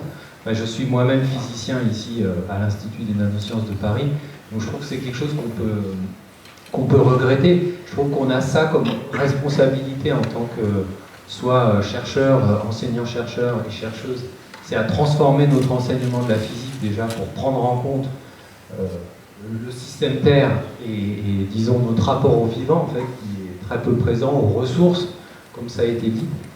Ça me semble extrêmement important. Et je voudrais mentionner dans le contexte de cette discussion-là aussi un avis important qui a été publié en 2022 par le comité d'éthique du CNRS, dont on n'a pas beaucoup parlé, je trouve, dans la communauté chercheurs et chercheuses, mais qui me semble quand même extrêmement important, qui enjoint les chercheurs et les chercheuses à prendre en compte les enjeux environnementaux en amont de leur recherche, qu'elles soient appliquées ou fondamentales, par rapport à justement la situation dans laquelle on est aujourd'hui. Et donc ça rejoint la réflexion que faisait Michaela, c'est-à-dire finalement, si je fais de la recherche aujourd'hui en physique des matériaux, en intelligence artificielle, alors je ne sais pas quoi, comment est-ce que ça se situe par rapport au monde tel qu'il est aujourd'hui? Est-ce que finalement ça a même le sens de faire cette recherche par rapport au fait que l'IA par exemple potentiellement développée à grande échelle, ça veut dire qu'on augmente encore la taille du mur, pour reprendre l'expression de Jean-Michel, et ainsi de suite. Il y a d'autres exemples de ce type-là. Et donc voilà, cette réflexion-là, elle me semble centrale aujourd'hui. Il y a beaucoup de jeunes chercheurs et chercheuses qui se saisissent de ça. On peut citer en astro, par exemple, les collègues avec Jürgen Knoedelseder, mais des astronomes et d'autres, qui justement disent, en fait, on a suffisamment de données aujourd'hui, utilisons déjà les données qu'on a jusqu'au bout. Il y a d'autres façons de regarder les données qui ont été mesurées il y a longtemps. On peut les revisiter à l'aune de ce qu'on sait aujourd'hui. Il y a peut-être d'autres façons de faire de la science, de se poser des questions, que de construire par exemple des instruments plus grands qui vont utiliser encore plus de ressources pour certes une connaissance fondamentale meilleure, mais en fait pour un prix qui ne le vaut pas, puisque le prix ce sera le mur en fait. Donc voilà, je voulais entendre un petit peu vos éléments sur ce. Juste, la même question se pose ça, par exemple. Et il y a des scientifiques, des théoriciens qui disent peut-être il faut aller chercher dans les données, ils appellent les hidden values, dans les données qui existent déjà, qu'on n'a pas explorées, qu'on a regardées sous un œil, on peut le regarder de manière exactement pour la même raison. Pour moi, c'est un vrai problème. Après, regardez dans les données qui existent déjà, on le fait déjà. On le fait tous les jours. Il y a l'observatoire virtuel, on a des millions de galaxies, on les regarde tous les jours. Donc ça, c'est déjà fait. on ne peut pas progresser avec les données qu'on existe déjà parce qu'on les a en permanence. Donc, par contre, ce qu'a apporté le James Webb, par exemple, et dont le coût est négligeable si on le divise par le nombre d'astronomes intéressés, c'est absolument négligeable. C'est même pas 1% de 1 kilomètre d'autoroute qu'on va construire autour de Genève. C'est ce qu'est l'exemple que vous avez donné à un astronome qui regarde les exoplanètes. Et donc, on leur avait posé la question, pourquoi vous construisez un télescope pour voir des exoplanètes? Il avait dit que notre télescope, en 10 ans, c'est même pas l'autoroute qui entoure Genève, qui est négligeable, le coût est négligeable. Donc finalement, si on n'a pas ces données-là, on ne pourra pas progresser. Mais avec le James Webb, en 1 an de fonctionnement, on a appris énormément de choses qui vont révolutionner même le modèle standard. On a appris qu'il y avait des galaxies beaucoup plus massives au début de l'univers. Donc on a un progrès énorme que l'on ne peut pas avoir avec les données qu'on a parce qu'on les mouline en permanence ces données dans l'observatoire virtuel. Ça, c'est ce que font tous les astronomes, car en effet, il n'y a pas assez de temps sur les télescopes comme le James Webb ou ALMA pour tous les astronomes. Les astronomes, ils se nourrissent des données déjà là. Donc, il ne faut pas dire on va d'abord regarder des données qu'on ne regarde pas. Ça, c'est pas vrai. Il n'en existe pas des données qu'on ne regarde pas. Ça, c'est aussi un argument qui va dans le sens que la science va à l'échelle de la technique par rapport à ce que disait Étienne Klein tout à l'heure. Je ne sais pas s'il veut rebondir, par exemple. Il y a une question devant. Il y a une question aussi devant. Alors, je me suis déplacé pour savoir s'il y a des questions par ici.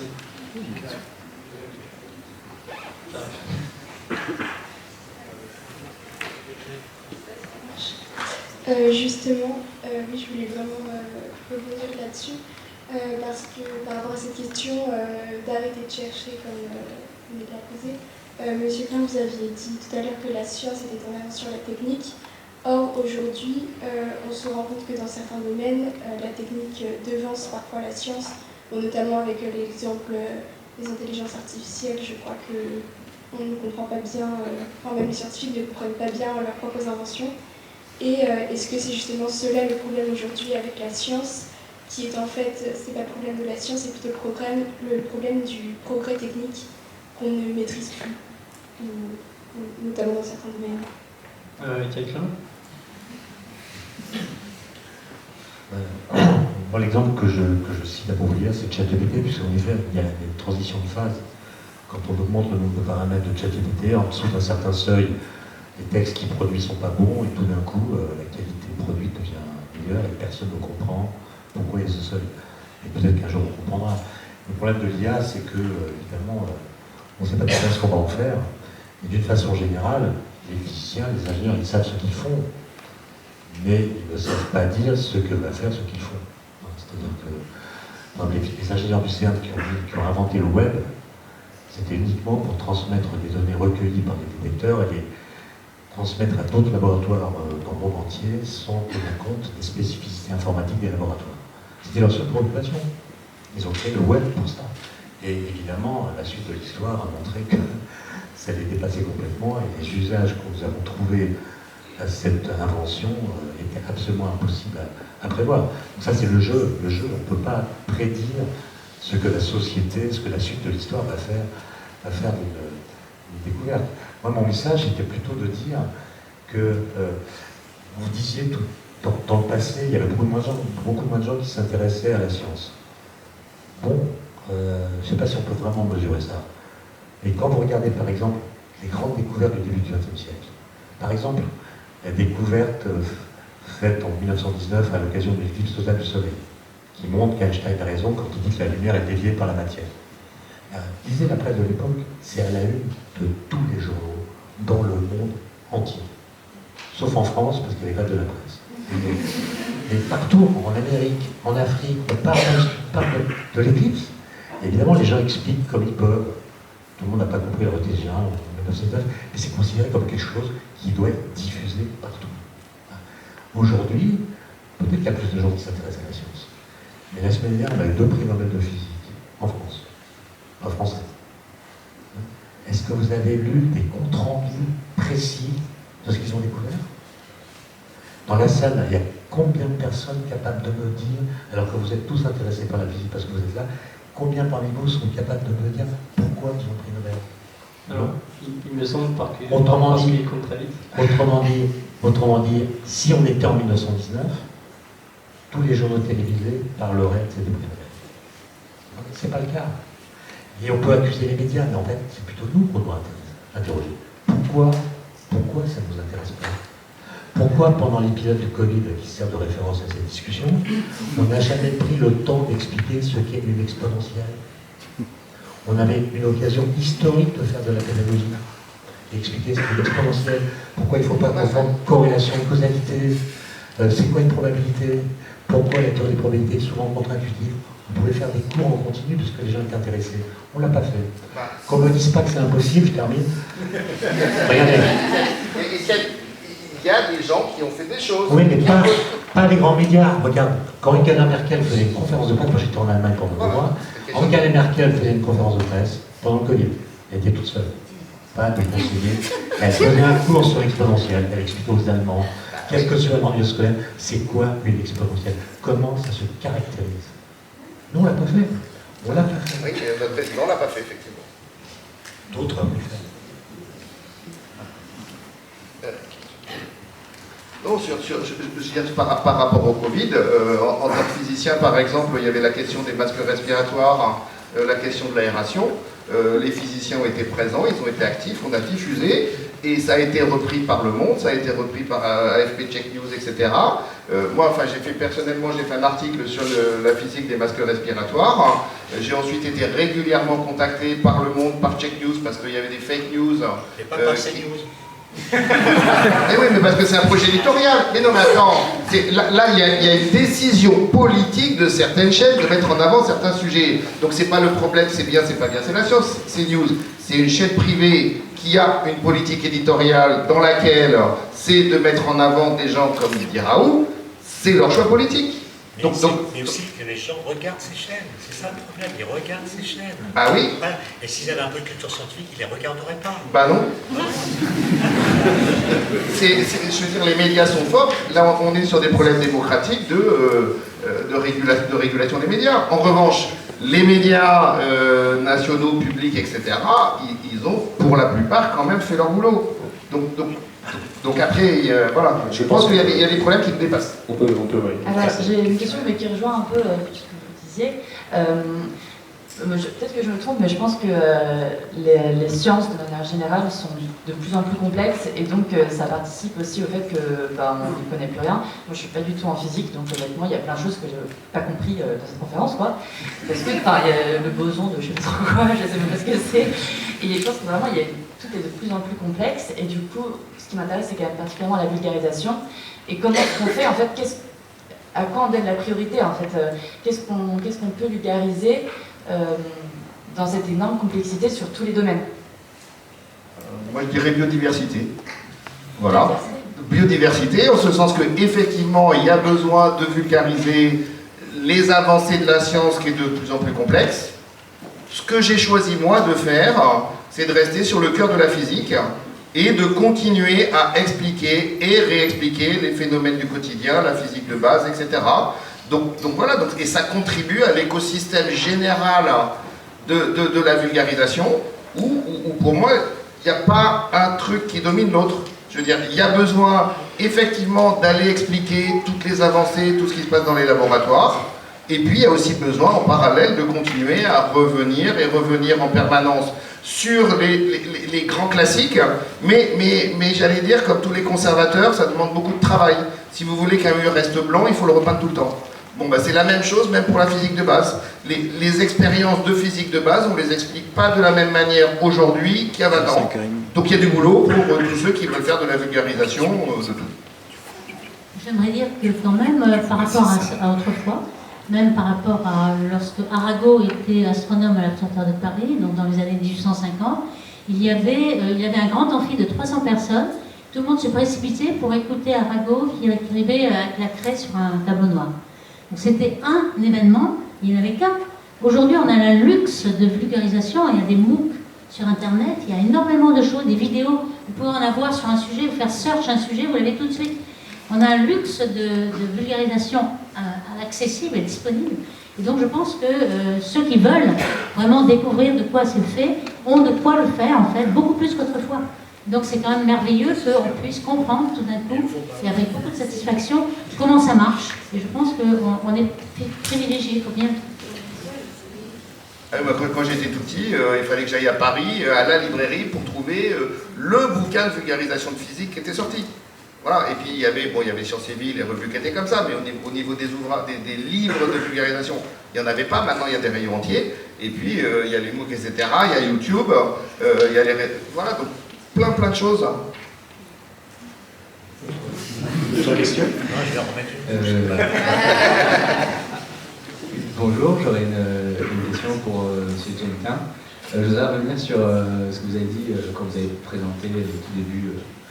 Vos propos, c'était entre philosophie et physique, en fait, de faire des ponts entre les deux. Et je vois un peu comment on peut faire, mais je me pose une question, en fait, c'est sachant que les théories physiques sont mouvantes. Par exemple, notre conception du temps, elle a changé entre Newton et Einstein. Comment on peut être sûr ou valider des hypothèses philosophiques, sachant que tout ça peut être amené en fait à changer, parce que du coup, ça serait une vision temporaire. Ou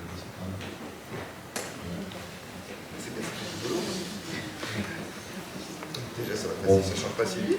Comme ça refait. Justement, moi, je réfute l'idée que la science se remettra en cause tout le matin. Il y a des connaissances qui sont acquises. Et d'ailleurs, un des grands problèmes de la crise du Covid, c'est qu'on a mis en scène la science et la recherche comme si elles étaient la même chose.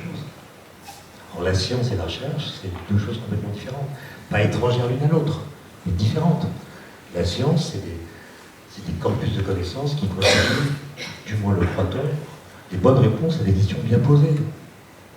Donc vous pouvez critiquer un résultat scientifique qui fait l'objectivité dans la communauté, à condition d'avoir des arguments scientifiques pour contester ce résultat, mais pas le critiquer par votre ressenti, vos croyances, votre bon sens, ou même par vos connaissances. Il faut des arguments. Et puis ce corpus de connaissances, qui constitue la science, nous savons qu'il est incomplet. Il pose des questions dont nous savons que nous n'en connaissons pas les réponses. C'est pour ça qu'on fait de la recherche. Donc le doute, qui est le moteur de la recherche, c'est un doute très particulier. C'est le doute qui vient du savoir. Nous savons que nous ne savons pas. Et quand on confond la science et la recherche, comme on l'a beaucoup fait, le doute, qui est consubstantiel à la recherche, vient coloniser l'idée même de science. Et on dit, la science c'est le doute. Alors si la science c'est le doute, pourquoi on l'enseigne? Pourquoi on l'enseigne? Il n'y a aucune valeur. Si être scientifique c'est douter, pourquoi on l'enseigne? Moi j'ai pas un collègue qui doute de l'existence de l'atome. J'ai pas un collègue qui doute du fait que l'espace est en expansion. J'ai pas un collègue biologiste qui doute du fait que les espèces vivantes évoluent. J'ai pas un collègue qui pense que la Terre est plate. Non, donc il y a des connaissances qui sont acquises. Et je pense qu'on est rentré dans une forme de relativisme qui affaiblit l'autorité du scientifique au motif que le doute banal, serait l'essence même de la démarche scientifique. Et pour répondre à votre question, je vous fais remarquer que depuis un siècle, il n'y a pas eu de révolution physique. Voilà, il n'y a pas eu de révolution. Attends, non mais regardez ce qu'on savait en 1915 quand Einstein a écrit la relativité générale. Qu'est-ce qu'on sait sur l'univers en 1915? On ne sait rien. On ne sait pas qu'il y a d'autres galaxies que la nôtre, on ne sait pas que l'univers est en expansion, on ne sait même pas dire d'où vient les étoiles brillent. On ne sait rien.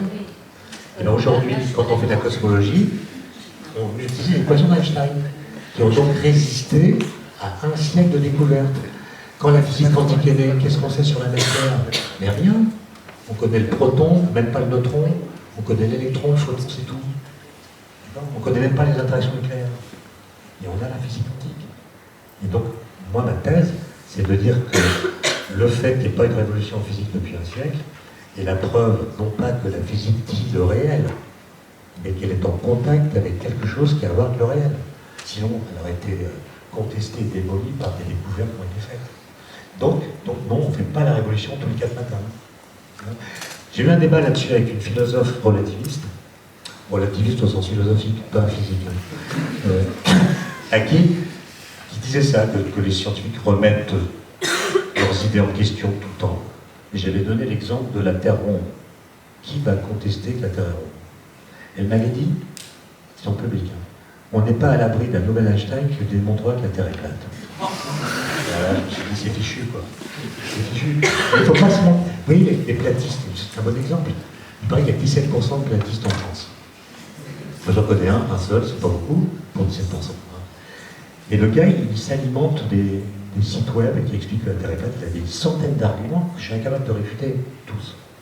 Et il évolue, hein. L'autre jour, il m'a dit, ah, monsieur Klein, vous savez, des platistes, il y en a tout autour du globe. Là, je me suis dit, mais attendez, tous les étudiants de Centrale, ils pensent que l'humanité a pensé pendant des millions d'années que la Terre était plate, et tout d'un coup, révélation, elle est ronde. Ce qui est faux. Ce qui est faux. On n'a aucun texte platiste dans l'Antiquité. Qu'elle soit grecque, chinoise, indienne, à chaque fois que des gens parlent de la forme de la Terre, elle est ronde. Les gens ont vu les éclipses de lune, ils savent très bien qu'elle est ronde. Donc le platisme, c'est une invention récente. Autrement dit, il n'y avait pas de platiste avant Internet. Donc quand Françoise dit, ouais, il y a des vidéos, ouais, mais quelles sont les vidéos qu'on regarde? Les vidéos des platistes sont beaucoup plus nombreuses que les vidéos qui démontrent comment on a su la Terre ronde. En tout cas, non mais j'exagère un peu. Mais quand même, il n'y avait pas 17% de platistes quand j'étais jeune. Là, tu nous dis quelque chose de complètement des fake news, là. Tu propages des fake news quand même. 17%. Et chez les jeunes, c'est l'enquête de la Fondation Jean Jaurès, chez les jeunes, c'est des chiffres énormes.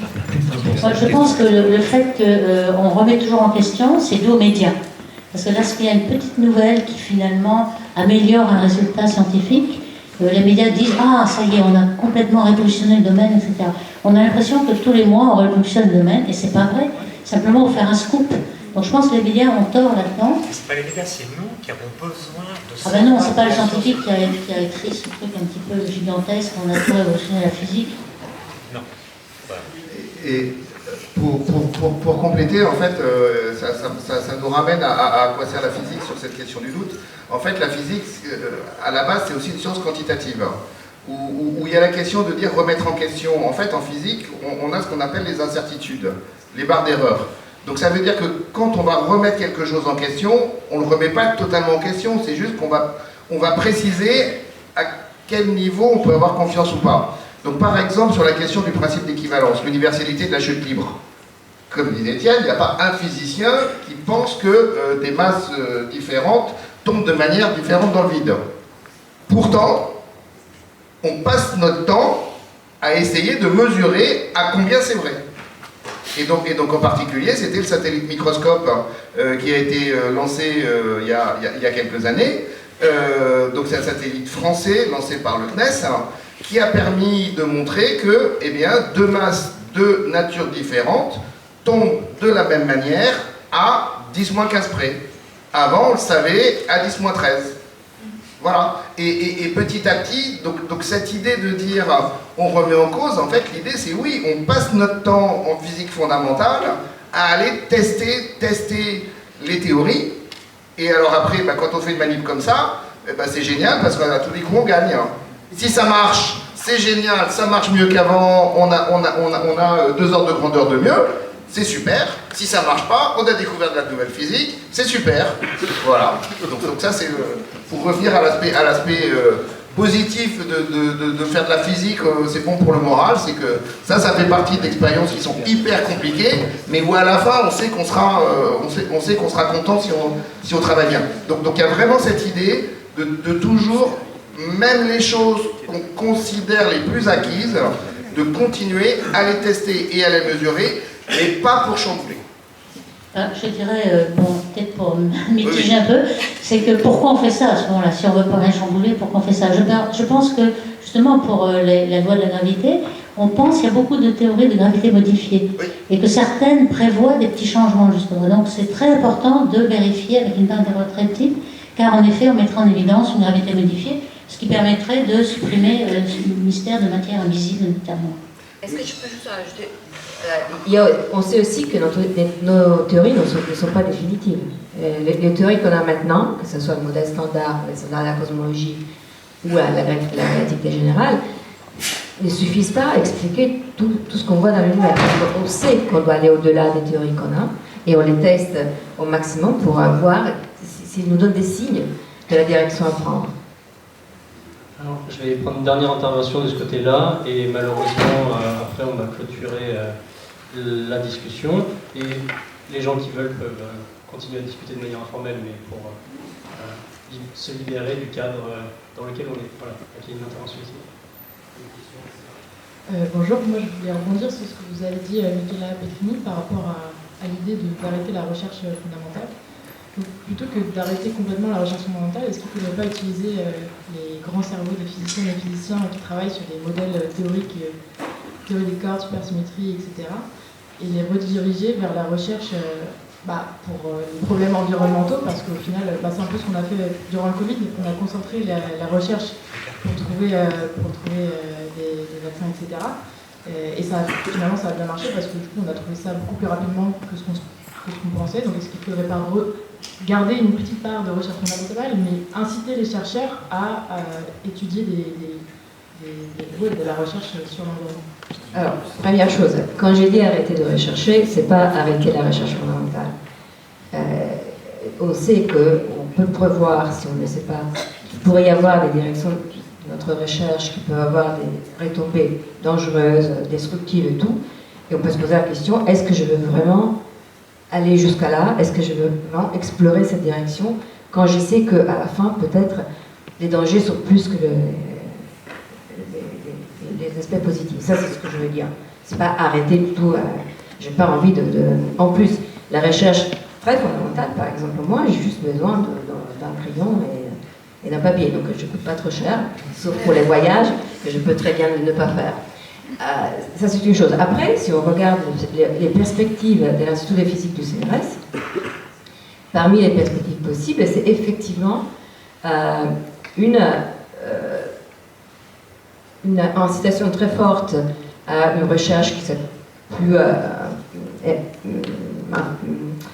soucieuse de l'environnement, et aussi éventuellement une réorganisation, redirection des énergies, mais pas obligatoire, je veux dire, vraiment former avec nos cours et tout, des générations de scientifiques prêts à résoudre les problèmes liés au climat, etc., etc. Mais je ne veux pas du tout arrêter la recherche fondamentale. En fait, je peux vous rassurer, en fait, quand on regarde le CNRS, la grande majeure partie des chercheurs, c'est des chercheurs appliqués.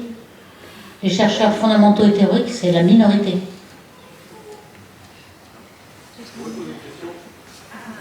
Pourquoi est-ce que l'univers fonctionne et vos théories ne fonctionnent pas? On passe entre le cosmos et la matière, alors c'est pareil. Quand est-ce que vous serez unis?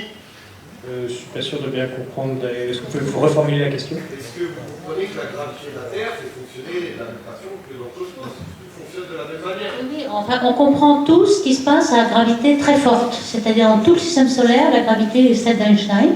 Donc jusqu'à vraiment 8000 fois la distance Terre-Soleil, il n'y a pas de problème, on comprend très bien la gravité.